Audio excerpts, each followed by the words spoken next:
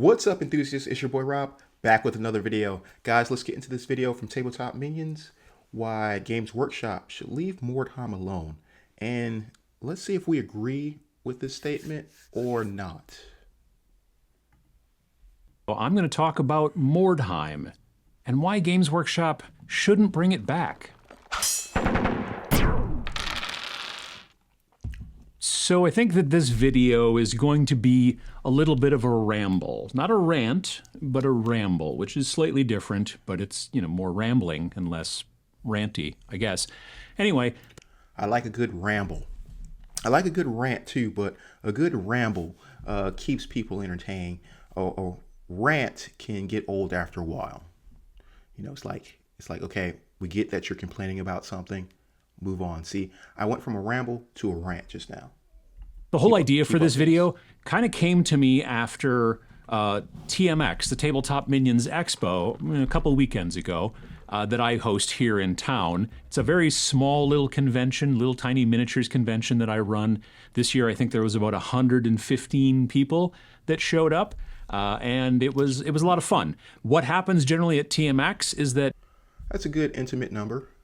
So people bring games that they want to teach crazy. Other people. So you are a game master and you register ahead of time, and then we put you on the list, and then people know what things to come and check out at the convention. And there were things there like Cyberpunk Red Combat Zone. There were things like Moonstone. There were games like, what else? I've heard about Moonstone, I guess it's at least 2 years. 2 years back, I heard about Moonstone. I believe 2 years back. And it's a game I never played, but I thought the concept of it was a pretty cool one. It reminds me of, what is the other game? I think it's like Drowned Earth or something like that. Page rules stuff. There was Death Wizards. Vince was teaching people how to play Death Wizards. And of course, there was also Mordheim. Mordheim, some people brought a bunch of terrain, and they were playing Mordheim, and they were teaching other people to play Mordheim. Guys, let me pause this for a second. I know we're just now getting into the Mordheim speak talks. We're just getting to that part, but let's take a look at what I got here. Let's see.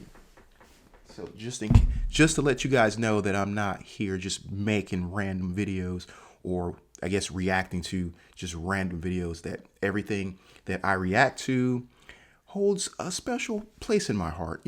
I've got some relation to it in some manner. So let's see. There she is. Where is she at? There it is. That's right. Right there, guys. So this is my copy of Mordheim, and this ain't like PDF pages printed out. This is the actual book right here. This is the actual book, guys. You can see where it was torn from the spine there. So this is the actual Mordheim rule book. I don't think a lot of people have a copy. I think a lot of people have their PDFs, which is completely fine. As long as you can read it, you can play it. But I just want to show you guys that. Had that for forever now. Gotta give a shout out to my boy. Giving a shout out to my boy Noah, because Noah hooked me up with that years ago. He was done with it, and he passed it along free of charge. He was just like, hey, Rob, boom, dropped it in front of me. So Noah, you know where you are. Good looking out, bro. That's the true tabletop love right there. That's the true love for the hobby right there. When you're passing on a old rule book, something you've kind of played, you've taken through the motions, and now you're ready to bless someone else, and that's what was done that day. And that game has been out of production, out of print for literally 25 years almost, 20 to 25 years.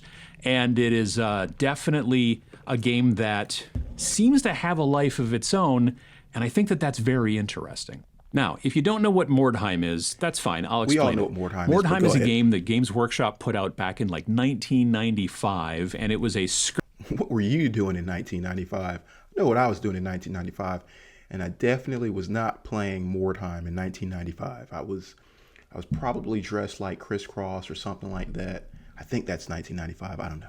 getting old. Skirmish fantasy game based off of Warhammer Fantasy, which was an army-style game with rectangles, rank and flank, moving people around. You were still on square bases, but everybody moved around by themselves. And it was a much smaller group of people. So Mordheim was this city that was hit by a comet, a twin-tailed comet, which was the kind of the symbol of Sigmar, and people thought it was good, but it, when a comet hits your city, it's not. I love how he's explaining this to you. This is what I picture we look like when we're trying to sell a game to our friends, and we're just like, listen, man, just hold on. Okay, just hold on. Listen to this backstory here, because this is what's going on. This twin tail comet it's like coming down, and it's like this good omen for the city, but then it's actually a bad omen because it smashes into the city. Blah blah blah. When you're trying to sell that game, because you need your friend to buy into it, so you're not just buying models that you're not going to paint and have another game sitting on your shelf. So many games sitting on your shelf that you never play. So you need them to buy in. So you're just frantically trying to explain the the theme or the setting for the game. Not good generally. But it destroyed the city, but left all these little chunks of this stuff called weird stone around. So the game is designed to be played as you're a group of treasure hunters and your opponent's a group of treasure hunters, and you were trying to kind of fight against each other, but also, hunt treasure, these little pieces of green rock, and then take them away and get off the board. So that's what Mordheim is. And like I said, it was around for a long time, about a decade, maybe a little bit longer, and in actual publication and print, and it was very popular until it wasn't, or something, and then Games Workshop was like, yeah, we're done with that. Yeah, they axed Mordheim hard. When I went back again, I wasn't there for like the original kind of run of it, but getting that book so early in my hobby career, they kind of just did what Games Workshop does, and just, all right, it ain't selling, or we're just kind of done with it, axed, and that's it. That's all I could really say that happened to the game. I don't know. I think they released some. I'm kind of talking over Uncle Adam. I should let Uncle Adam kind of continue through the history. But fun game, and I've got another thought that I want to put out. But let's listen. Let's continue listening. So, to an ad, of course. About 3 years ago or so, I made a video called "Will Games Workshop Make a New Mordheim?" Because at the time, I kind of thought that they might, and I kind of thought that they should. I talked about how you got your, I don't know. You got your 40K, and you got your Age of Sigmar, and then some things are better left alone. So it's like the saying, I guess, with wine, it's going to become better with age, and it's got some age on it now, but it's continuing to be one of GW's better games. So with GW, if they were to re-release this game, they would have to do something. They would do stuff to it, and I think it would just tear the community of the little community that it has. I say little; it's not a little community. It's not like a living game, but it is still a healthy community. So I take that back, guys. I apologize for that insult of saying you are a small community, because the Mordheim community is very healthy. You got your, kill team, and then you got your war cry, and then you got your Necromunda, but nothing else was in that spot, right? Mordheim, it would be basically the fantasy version of Necromunda, kind of. Guys, sorry to stop the video again, but I've been drinking. I don't know if you guys see this McDonald's sign.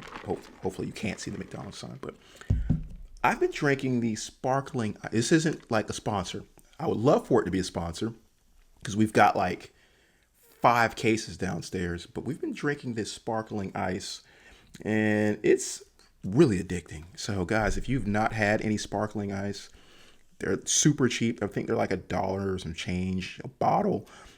We just buy them by the case now, and it's good for when you don't want anything too sugary like a soda. I don't really drink soda, and I guess this would be the closest thing to it. So let me stop rambling about sparkling ice and get back to the video.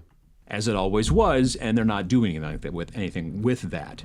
At the time when I made that video, my hypothesis was the way that they should do it, this was my opinion, is that they should just release a new rule book, right? That explains like how to play the game with like new rules, things rewritten, all that kind of stuff and whatever. Not just a reprint. Well, I'll get to that in a sec. But a new real rule set. And then also release it with a box full of really super cool terrain. Tons and tons of amazing terrain, ruined buildings and all that kind of fantasy stuff. No models. And the reason I thought they shouldn't make models is because you should just use Age of Sigmar models. Now, if you use Age of Sigmar models, then they're not going to look like old world models. So I was on board up until he got to the huge Age of Sigmar models. I think that Age of Sigmar does not fit the theme of Mordheim. We're going to continue listening here, but I would, if they were going to go through all the work of re-releasing Mordheim, and actually going back through those rules, combing through the rules to rewrite some stuff, doing all the graphic design that would come along with designing the I guess the updated art for it, and designing the model, or I guess in his case he's saying it would be cool if it had terrain, but if someone's got to sit back and design that terrain, I guess they could use terrain from some existing Age of Sigmar as well, but still I just don't see it kind of fitting. It just doesn't fit, in my honest opinion. So like they would just have to just do it everything. They'd have to give you some new models and stuff. It couldn't just be like a limited kind of release. So that's just my thought. And that was kind of the point. I was saying at the time, I thought that Mordheim should be moved into Age of Sigmar, which some people aren't going to like, obviously, but nonetheless, it would just make a lot of sense. They wouldn't have to make a bunch of new models. They could just make new terrain, which people would enjoy even if they don't want to play Mordheim. They could sell them separately if they wanted to, but a launch box is always a good idea, I guess, for money. Yeah, because, I mean, how much are those boxes going for now? Like $230 last time I was inside my friendly local gaming store.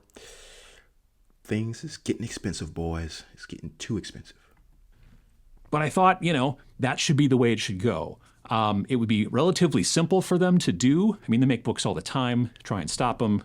They love to make terrain, and it wouldn't have to be then also creating all kinds of new war bands and all kinds of new bespoke, models like they do for Necromunda now, and then like they also do for Warcry, and even now for Kill Team. At the time, you were just supposed to use regular 40K models. Now it seems like, yeah, you can use regular 40K models, but really these bespoke lists are kind of all the rage. And it just seemed like a good idea at the time. And if you want to watch that video, pachow. That'll be... Well, what was the game that came out? Warhammer Quest Cursed City. The models in that, I guess those are kind of Age of Sigmar models too. So, and I think those work. Let's take a look at some Cursed City. I've never played Cursed City before, but I was digging the theme. Now, Cursed City would look freaking amazing if they kind of branded that as a Mordheim. So you guys know better than me. I've only seen some gameplay. Excuse me. I've only seen some gameplay, box art, stuff like that for Cursed City. But where does Cursed City sit in the Age of Sigmar universe? It's, that subset universe.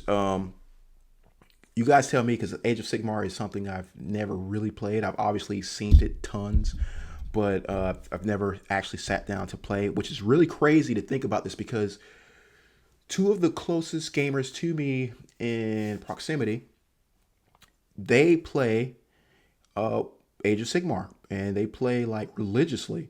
So it's just kind of odd that I don't play Age of Sigmar, knowing that there's literally someone at the front of my neighborhood that plays like all the time. Being said, I think I've changed my mind. Recently on Twitter, I was talking about why I think it's kind of dumb that Games Workshop in 2024 isn't, like putting out the Mordheim book, the old Mordheim book from back in, 1995, why they're not putting it out on print on demand. Now, what do I mean by that? Okay, so print on demand is different than the normal way that Games Workshop prints books. They generally design a book, send it off to a printer, I believe in China in most situations. They print it there, put it on a boat, ship it all the way back to the UK or whatever, or wherever it ends up going through distribution. There's warehousing, there's all that stuff. And then that book sells out instantly and they don't Print on demand, one of the greatest inventions of our day and age. It's like sliced bread. That changed the game for me. I was able to produce, I feel like, Battle Space. Guys, also, if you have not played Battle Space and you are into ultra modern tabletop games, I want you to go check out Battle Space right after this video. But and that's released through Modifius. The advances we have now in technology, it was just able to bring Battle Space to you guys, and I've got some big things for Rusty Daggers. But that's enough about me. Let's get back to Mordheim. have any more books. That's the standard way that they've been doing it for some time. Print on demand, they don't print the book unless someone orders it. Okay, so like with Vince and I, we've been producing games through Snarling Badger Studios for, well, at this point, nearly 4 years, and all of our products have been print on demand. So if you order a copy of Death Wizards, link in the description below if you're interested, they will print one and send it to you. They don't have a warehouse full of them. They don't have to mess around. We don't have a warehouse full of them. It's very simple print on demand. The quality is quite good. When print on demand first came out in the 90s, not so good. It was pretty crap. But now, I didn't even know about print on demand in the 90s. I mean, in the 90s, I was playing with action figures. So it is amazing looking. So they could very easily have like some sort of intern or maybe even a junior designer at Games Workshop take the PDF of the old game and just go page by page and dump that page into a new layout in like, Adobe InDesign or whatever, so that they could upload it to a place like, War Game Vault, which is where our game is done, but, DriveThruRPG, whatever, any one of the... Hold up. Is he saying Mordheim does not exist on War Games Vault? That would be insane if that's the case. And I'm assuming that is the case, but like, that's easy money. The work has been done. I mean, GW could literally just, like he's saying, upload those pages, not touch a thing, and be selling copies of Mordheim. Now, maybe you could say Mordheim is free, on the internet somewhere, which I haven't even tried to look for. So for all I know, the PDF is out there floating around, and you can get copies for free. Again, not saying you can, not saying you can't.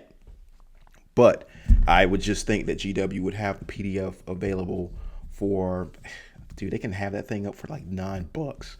And then again, like he's saying, print on demand. Those places, it's all the same company. They could upload it to there so that people could buy a soft cover, color cover, black and white insides book of Mordheim. It would be very simple. They would not have to worry about getting shipped anywhere. They would not have to worry about it getting warehoused. They wouldn't have to worry about fulfillment. They wouldn't have to worry about running out. They put that stuff up there onto a place like War Game Vault, and people could buy it. And I just don't think that's their jam, though. I don't. Thinking about this, like, yeah, you could probably get the PDF through Games Workshop's website. I guess they just call themselves Warhammer now, through their website.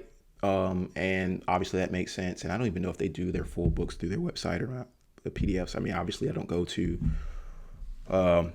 Games Workshop Warhammer's website often, if at all. Maybe twice a year, maybe 3 times a year at most. So if there are rules living on their website, I have no idea. I wouldn't see why not in this day and age. Have a print version of Mordheim. It would take that junior designer, I don't know, maybe 2-3 days max, and then once they just let it go, it's up there. Like, you wouldn't even have to think about it anymore. They would not have to think about it even much anymore after the upload. They could like do a couple of articles maybe in Warhammer community talking about, hey, look, it's available again. You can go get it, and it would sell. And they could probably make really nice profit for very little work after it's up there, right? Now, you might say, well, GW has no problem making money. So maybe it's just something they're like, we don't want to put any energy into because that juice ain't worth the squeeze, baby. but I think if they actually put some attention on Mordheim, that's just another game they could have out floating around. But maybe they're pacing themselves. They're like, hey, let's do that for like the 30th anniversary of Mordheim or something like that. Hey, well, but big companies like Games Workshop there. don't do that print-on-demand stuff. Well, have you ever heard of Wizards of the Coast? Wizards of the Coast puts nearly every old thing that they can get their hands on, and when I say old, I mean all the way back to like original D&D, and also advanced D&D, advanced D&D second edition, third edition, like all that stuff is available on DriveThruRPG, because once they put it up there, they go through the work to put it up, boom, it's up, and it's ready to go, and they don't have to worry about it anymore. They just get checks. I don't know if they actually get checks. It's probably direct deposit. That's how we do it. It goes into a PayPal. But nonetheless, that's the way it works. Right. And the money does go into PayPal. Yes. The Coast is not the only company to do that. Very familiar I know with that. The folks are Talsorian with Cyberpunk. They put their stuff up on their BattleTech. Tons of old Battle. Dude, like, there are so many games on like DriveThruRPG, War Games Vault. Even like there's like a card game version of this thing. Guys, if you were just looking for in some cases an inexpensive game, or you don't feel like waiting for a book to be shipped to you, you have no problem flipping through a PDF, which I think that's going to be the way of the future here in the next 10 years or so, is we're going to be doing away with old school books. Guys, go to one of those sites I just mentioned, our DriveThruRPG, War Games Vault, and pick up a nice, a little inexpensive game in most cases. I mean, it's usually cheaper than buying the physical book. So, you know what else is on War Games Vault? That's right, Battlespace. Battlespace is on War Games Vault. So, if you're going to pick up anything, pick up Battlespace. Oh, or if you're not into Ultramodern, pick up Rusty Dagger. Look at me just selling it. Am I doing a good job selling it, guys? Tech stuff up on there. You can make it print on demand as a book. You can make it PDF only as well. You can do whatever you want. But the print on demand would work great for Mordheim. It would be the first chance that a lot of people would have to actually get their hands on a printed copy, and it would be spectacular. That's true. And at this point, I personally think that that is the only thing that Games Workshop should do with Mordheim. The Mordheim community.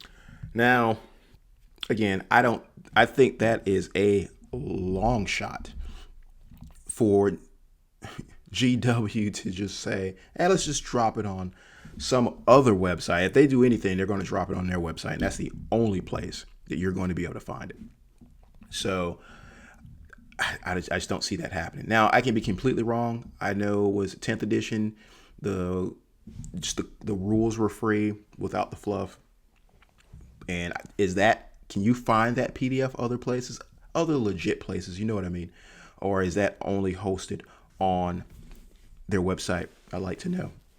You guys can let me know in the comments, but don't spend too much time. Just say yes or no. Is doing honestly just fine without Games Workshop's help, right? Like I would say that Mordheim is more popular than it's been in the last 20 years these days. Yeah. And 20 years is about how long it's been since the most recent actual product for, Mordheim was released. All right. So this is what I really want to discuss in the comments. Obviously, we're going to go through the comments at some point. I'm going to read all your comments. And this is also why I wish I was doing this live, because I would want to get this, like, that instantaneous, like, replies from you guys, the comments from you guys, to let me know what you're thinking right then and there in the moment. But I think if Mordheim were to be re-released, I mean full release, that would instantly take players away from the Frostgrave community.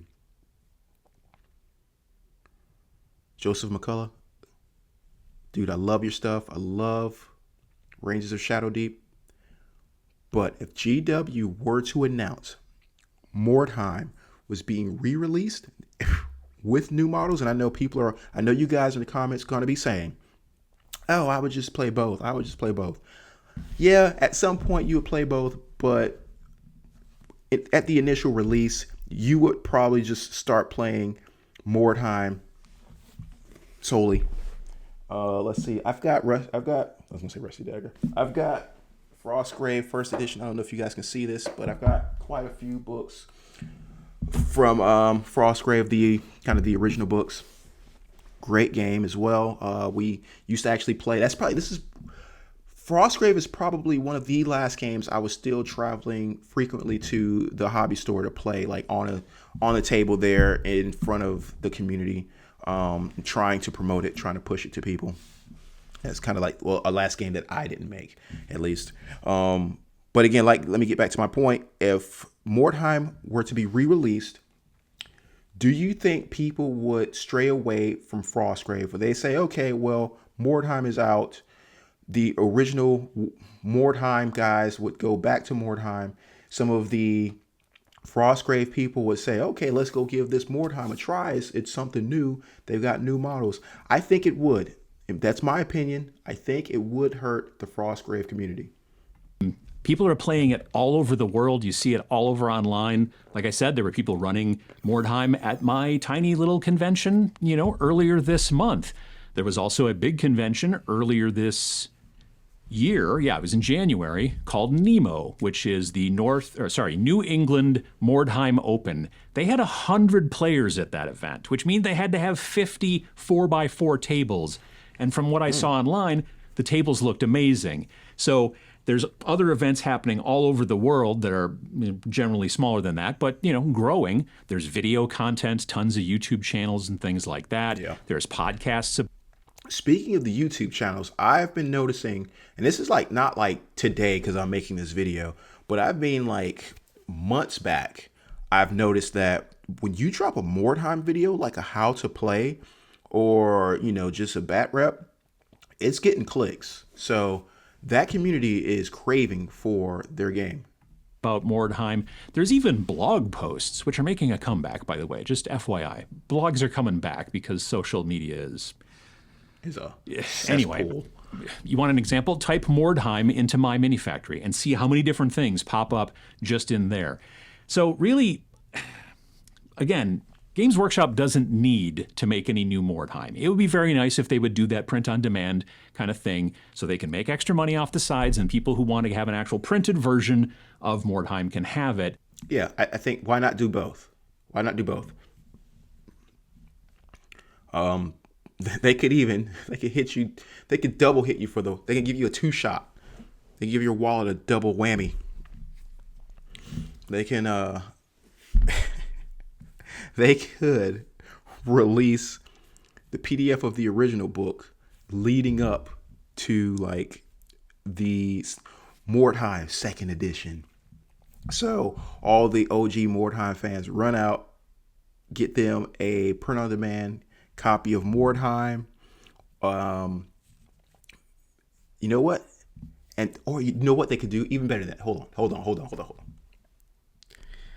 Put out like a premium copy of Mordheim, like a hardcover book. I don't know, like a satin pages, some gold flaking or something in the name. Here's my book one more time here.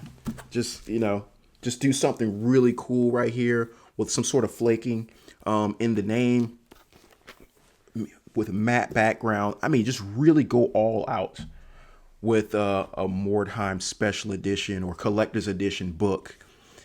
Let people buy that for about a year and then just announce a second edition of Mordheim.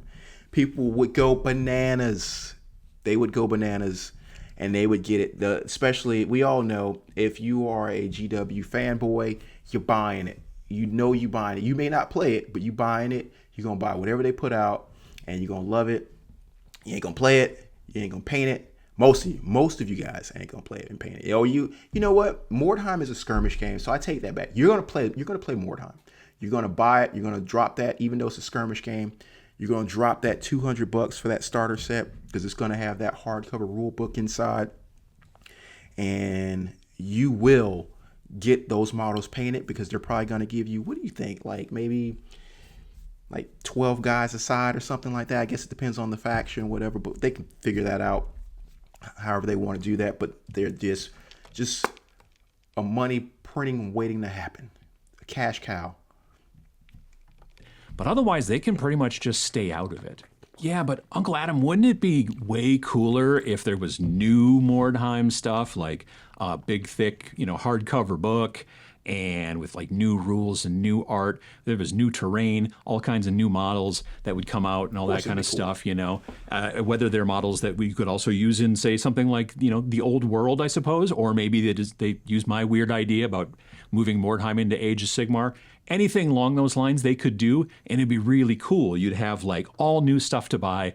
Maybe, again, like I said, cool terrain, ruined buildings. I mean, this place was hit by a comet. So